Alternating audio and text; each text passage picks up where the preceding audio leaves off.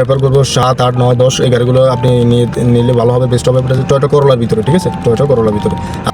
সালাম আলাইকুম। ইউজেড কার প্রাইস কুয়েতের মধ্যে ইউজেড কার প্রাইস কেমন হতে পারে? এই যে আপনারা আমার কাছে যে গাড়িটা দেখতে পাচ্ছেন, এটা হচ্ছে টয়োটা করোলা 2009, ঠিক আছে, 2009 সালের গাড়ি। এই যে আমি একটু দেখানোর চেষ্টা করতেছি, যে এটা হচ্ছে আমার গাড়ির লোক আর কি। তো এটা তেমন আমি চালাই না বর্তমানে, এটা একটু ইয়েতে থাকে।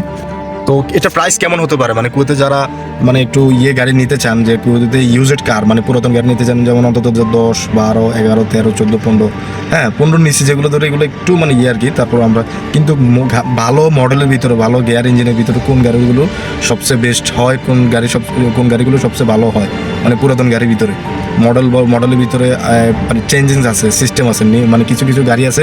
আর 2010-এর ভিতরে 2001 থেকে 2010-এর ভিতরে যে গাড়িগুলো থাকে, এগুলোর ইঞ্জিন গিয়ার থাকে পারফেক্ট, এগুলো ইঞ্জিন গিয়ার একদম স্মুথ থাকে, সহজে কোনো ব্রেকডাউন হয় না। কিন্তু ইয়ার পর থেকেগুলো আছে আপনার 11, 12, 13, 14, 15, এগুলো যে গাড়িগুলো, যেগুলো হয় ইঞ্জিনে ডিস্টার্ব দেয়, হয় গিয়ারে ডিস্টার্ব দেয়, ঠিক আছে। তো এগুলো মনে করো না, জানতে হবে, কিছু কিছু ব্যাপারগুলো আছে, এগুলো সবাই সব কিছু বুঝে না, জানা। দেখা যায় আন্তাজি গাড়ির দোকানে গেলো বা বাজারে গেলো, দেখা যায় 80 নম্বর ওই যে ইয়ের সাথে গাড়ি যে বাজার আছে, ওইখানে যাইয়া মন মতো যেমন পারে কিনে নিয়ে যায়। কিন্তু আসলে মূলত গাড়ির কিনার যে একটা থাকে, আপনার কোন গাড়িগুলো নিলে আপনার জন্য, যেহেতু আপনি লং সার্ভিসে গাড়ি চালাবেন, আপনি দেখা যায় ট্রিপ মারবেন, আপনি দেখা যায় ডেলিভারি কাজ করবেন, বা কোনো একটা শপে, অনলাইন শপে আপনি ডেলিভারি কাজ করার জন্য আপনি গাড়িটা নিতে যাচ্ছেন, তাহলে আপনার জন্য ফুল একদম হাই ভোল্টেজ, ফুল হাওয়ার্সের মতো আপনার ভালো গাড়ি দরকার, ইঞ্জিন গিয়ার একদম ফ্রেশ হওয়া দরকার, ঠিক আছে। অন্যগুলো মোটামুটি সমস্যা নেই, কিন্তু মূলত আপনাদের ইঞ্জিন আর গিয়ার তো ভালো থাকতে হবে নাকি?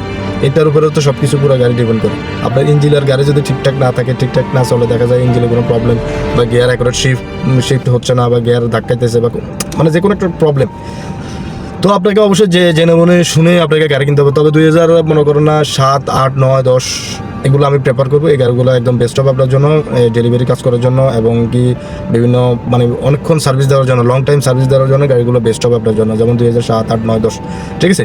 এই গাড়িগুলোর প্রাইস আপনার গাড়ির কন্ডিশন অনুযায়ী হয়। কিছু কিছু গাড়ির প্রবলেম থাকলে দেখা যায় ওটা একটু প্রাইস কম না হয়, দেখা যায় ওই যে প্রাইসে আবার আপনি করছেন, ওই প্রাইস দিয়ে আপনি আবার ওই টাকা দিয়ে আপনাকে আবার গাড়িটা কাজ করে নিতে হবে।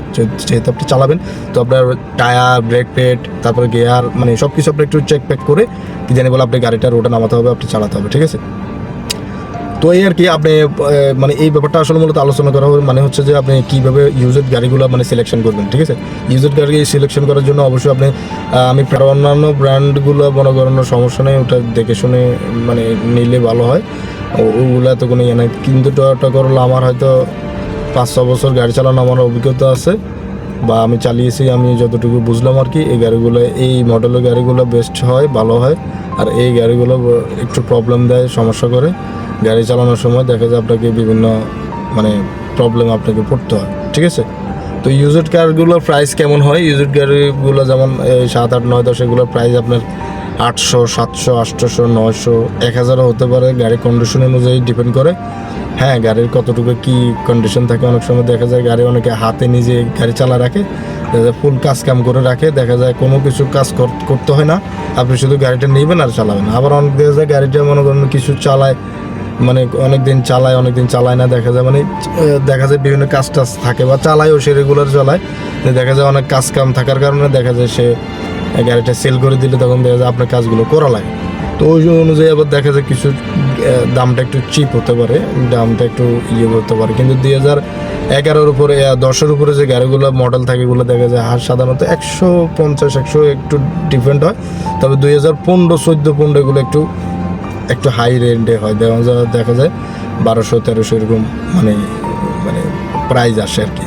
তো আর কি, আজকে এই ভিডিওটা আপনাদের সাথে এগুলোই আলোচনা করা, এই ইনফরমেশনটা দেওয়া। তো আমার চ্যানেলটা যদি সাবস্ক্রাইব না করে থাকেন, তাহলে অবশ্যই সাবস্ক্রাইব করেন, এবং পাশে থেকে বেল আইকনটি অন করে দেবেন, যাতে করে আমাদের নিত্য নতুন এই ভিডিওগুলো আপনি সবার আগে পেতে পারেন। তো আজকে এতটুকু, ভালো দেখুন, সুস্থ থাকবেন, আল্লাহ হাফেজ, আসসালামু আলাইকুম।